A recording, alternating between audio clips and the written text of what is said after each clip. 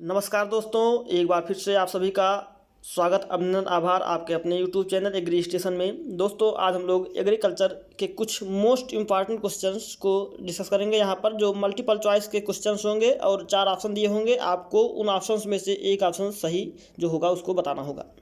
और दोस्तों, अगर आप चैनल पर नए आए हैं तो इसी प्रकार के अच्छे से अच्छे वीडियो पाने के लिए आप हमारे चैनल को सब्सक्राइब करें, बेल आइकन को प्रेस करें और दोस्तों के साथ शेयर जरूर करें। चलिए फटाफट करके हम सेशन को स्टार्ट करते हैं। दोस्तों, पहला क्वेश्चन है यहाँ पर, आम में कोयली रोग क्यों होता है? आम में कोयली रोग किसके कारण होता है, ये आपको बताना है। आपके पास ऑप्शन है SO2 की अधिकता, CO2 की अधिकता, SO2 की कमी या फिर CO2 की कमी। इसमें से कौन सा ऑप्शन सही होगा ये आपको बताना है। चलिए इसका आंसर देखते हैं दोस्तों, ज़्यादा टाइम नहीं लेंगे हम। इसका सही आंसर जो होगा दोस्तों वो होगा ऑप्शन नंबर ए, SO2 की अधिकता। जो आम में कोयली रोग होता है वो SO2 की अधिकता के कारण होता है, जो कि ईंट के भट्ठों से निकलता है। चलिए, और यहाँ पर एक क्वेश्चन और बनता है कि ईंट के भट्ठे जो होते हैं वो बाग से, बगीचे से कितने दूर होने चाहिए, यानी कि अगर आम का कोई बाग लगा है उससे कितने दूर होने चाहिए। तो यहाँ पर 1 किलोमीटर की दूरी वहाँ पर होनी चाहिए मिनिमम। चलिए अगला क्वेश्चन देखते हैं, गेहूं में आधारीय गुणसूत्र, आधारीय गुणसूत्र बोले दोस्तों तो बेसिक क्रोमोसोम नंबर की संख्या कितनी होती है। तो यहाँ पर ऑप्शन आपके पास है 42, 21, 6 या फिर 7। तो बेसिक क्रोमोसोम अगर बात करें दोस्तों तो यहाँ पर देखिए 2n = 6x = 42 ये होता है बेसिक क्रोमोसोम। 6x = 42, यानी कि ये हेक्साप्लॉइड होता है। 6x मीन्स हेक्साप्लॉइड होता है। तो यहाँ पर इसका बेसिक क्रोमोसोम अगर हम निकालेंगे, x = निकालेंगे तो x = कितना आएगा, 7 आएगा, 7 आएगा।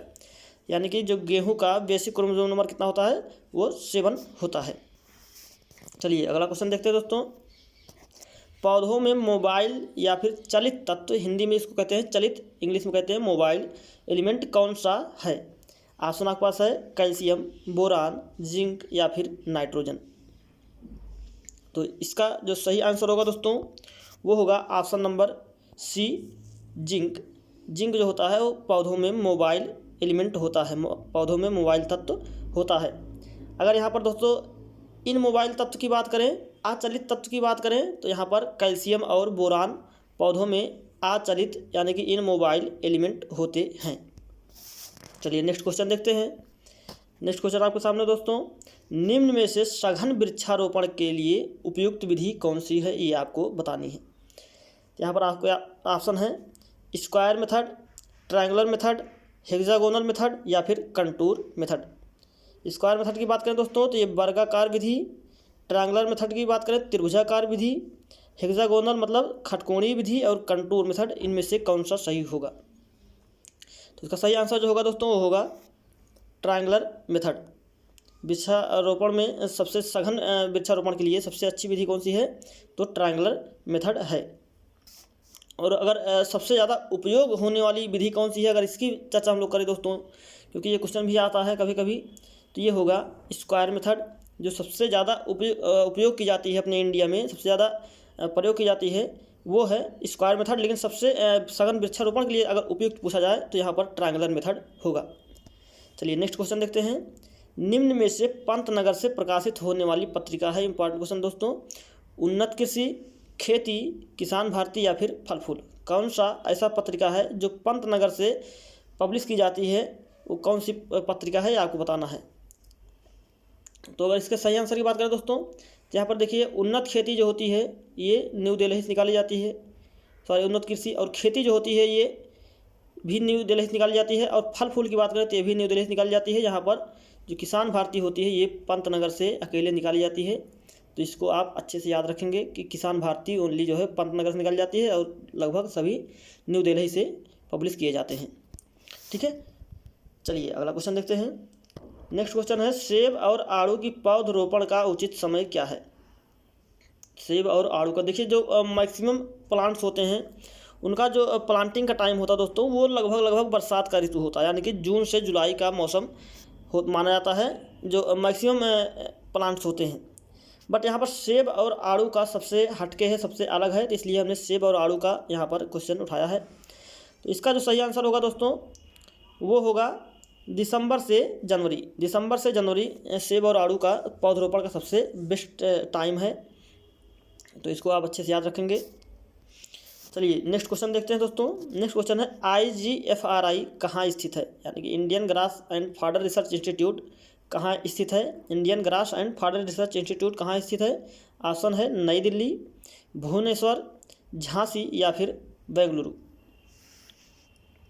चलिए इसका सही आंसर देखते हैं। इसका सही आंसर होगा दोस्तों झांसी जो है वो झांसी में IGFRI स्थित है। चलिए नेक्स्ट क्वेश्चन देखते हैं। नेक्स्ट क्वेश्चन आपके सामने दोस्तों, टोन्ड मिल्क की खोज किसने की। टोन्ड मिल्क की खोज किसने की है ये आपको बताना है। ऑप्शन आपके पास है DN खुरैदी, डॉक्टर शॉक्सलेट, लुईस पास्चर या फिर वर्गीज कुरियन। दोस्तों यहाँ पर हम बात करेंगे टोन्ड मिल्क की। सबसे पहले टोन्ड मिल्क में आपको फैट जानना चाहिए। फैट कितना होता है टोन्ड मिल्क में, तो 3% होता है, ये आपको याद रखना चाहिए। और यहीं पर अगर डबल टोन्ड मिल्क की बात करें तो डबल टोन्ड मिल्क में जो फैट होता है वो 1.5% होता है, 1.5%। अब अगर बात करें दोस्तों हम लोग कि टोन्ड मिल्क की खोज किसने की, तो यहाँ पर DN खुरैदी ने टोन्ड मिल्क की खोज की है। DN खुरैदी 1946 में टोन्ड मिल्क की खोज की। और यहाँ पर डॉक्टर शॉक्सलेट की बात आई है, तो डॉक्टर शॉक्सलेट के बारे में अगर बात करें दोस्तों तो यहाँ पर इन्होंने पास्चुराइजेशन को सबसे पहले डॉक्टर शॉक्सलेट ने ही दिया था। किसका, मिल्क पास्चुराइजेशन की अगर बात करें दोस्तों, यहाँ पर मिल्क पास्चुराइजेशन के फादर जो हैं वो डॉक्टर शॉक्सलेट हैं। और अगर ऑल ओवर ओनली पास्चुराइजेशन के बारे में कहा जाए तो उसके फादर कौन है, लुईस पास्चर हैं। पास्चुराइजेशन के फादर कौन है, लुईस पास्चर है, आप सभी जानते होंगे इसको। लेकिन यहाँ पर क्वेश्चन पास्चुराइजेशन हटा के मिल्क पास्चुराइजेशन अगर पूछ लिया आपसे तो क्या लगाएंगे आप, डॉक्टर शॉक्सलेट लगाएंगे। अब अगर बात करते हैं वर्गीज कुरियन की, तो आप सभी जानते होंगे व्हाइट रेवोल्यूशन के फादर हैं ना, तो इतना आप सब जानते होंगे और इतना क्वेश्चन उम्मीद करता हूँ आपको अच्छा लगा होगा। चलिए आगे देखते हैं हम लोग अगला क्वेश्चन। अगला क्वेश्चन दोस्तों आपके सामने है, पास्चुराइजेशन के HT-ST मेथड में कितना समय लगता है।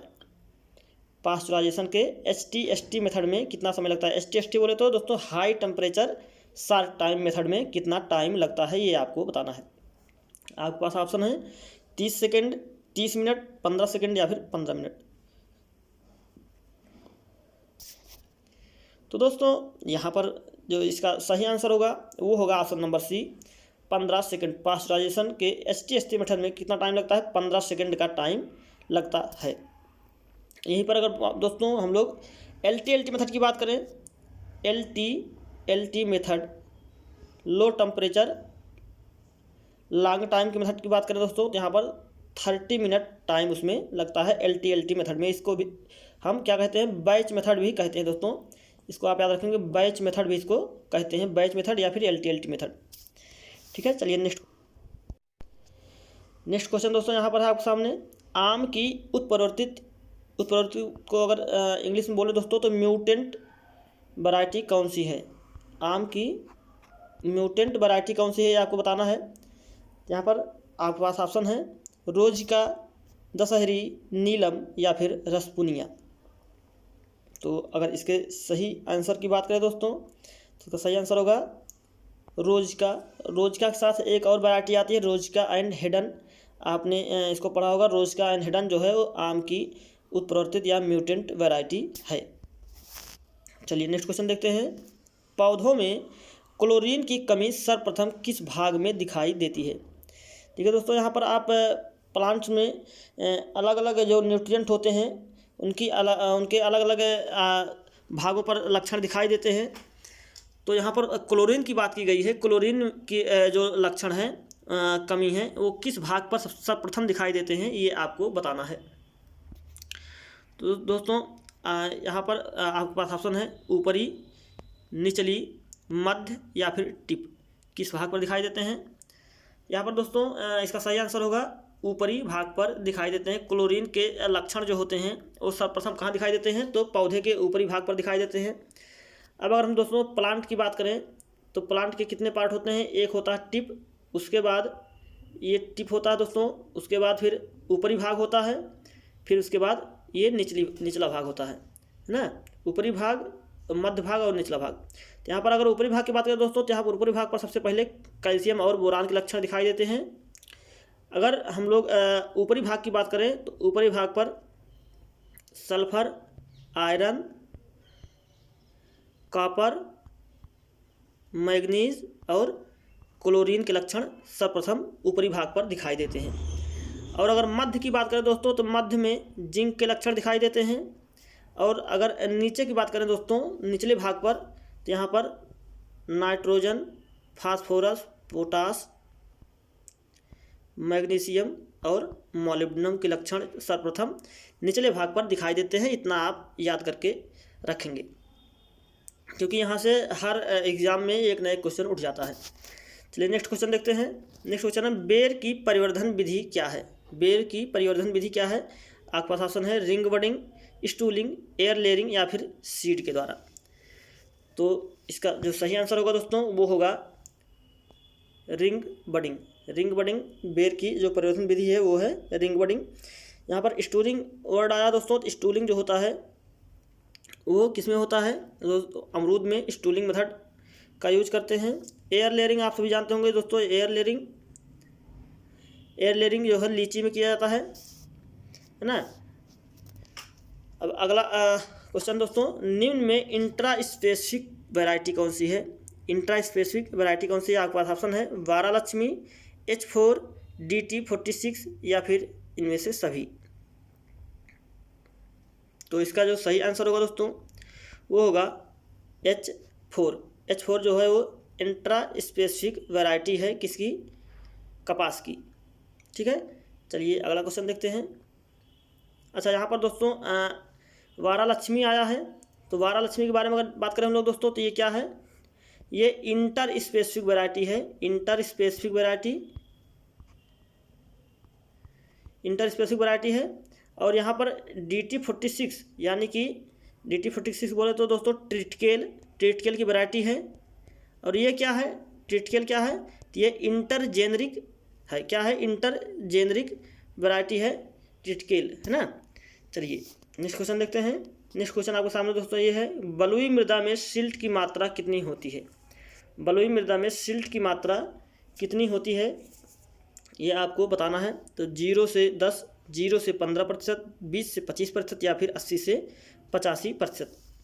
तो इसका जो सही आंसर होगा दोस्तों वो होगा ऑप्शन नंबर बी, 0 से 15% बलुई मृदा में सैंडी सॉइल में जो सिल्ट की मात्रा होती है 0 से 15% होती है। अब यहीं पर अगर दोस्तों सैंडी सॉइल में सैंड की मात्रा पूछी जाए, बलुई मृदा में बालू की मात्रा अगर हम बात करें, बालू की मात्रा, क्योंकि ये भी आ चुका है क्वेश्चन, तो 80 से 85% होता है। 80 से 85% जो होता है वो बलुई मृदा में बालू की मात्रा होती है। चलिए नेक्स्ट क्वेश्चन देखते हैं दोस्तों। नेक्स्ट क्वेश्चन है, निम्न में क्षारीय चट्टान है। निम्न में क्षारीय चट्टान कौन सा है आपको बताना है। आपके पास ऑप्शन है ग्रेनाइट, बेसाल्ट, सैंडस्टोन या फिर लाइमस्टोन।